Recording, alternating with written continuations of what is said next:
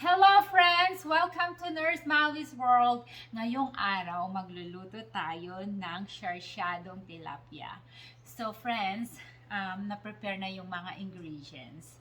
So, kailangan natin of course ng sarsyadong tilapia ay tilapia. Pero friends, naprito na to ha kasi medyo matagal-tagal magprito. Tapos lagyan natin ng kamatis, ng sibuyas, ng luya, bawang, at yan, mga ano natin, pangpalasa, spices, paminta, at saka bitchin, asin. So, kami naglalagay din kami ng ng patis na konti. Pero, friends, kahit ano naman ilagay nyo na pampaa. Sige friends, halika na. Samahan nyo ako sa aking pagluluto ng sarsyadong tilapia.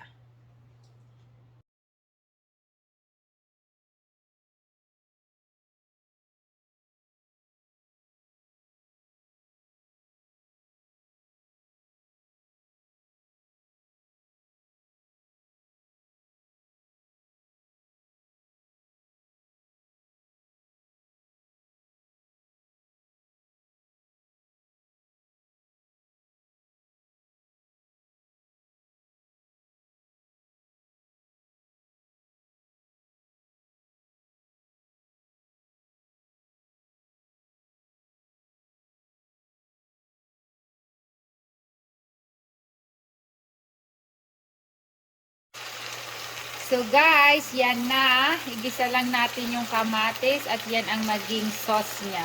Tomato sauce, fresh. Healthy yan guys, kamatis. So, pampaganda daw ng skin. So, lagyan natin konti ng tubig. Then, antayin lang natin na lumambot at madurog, maluto yung kamatis guys. Okay?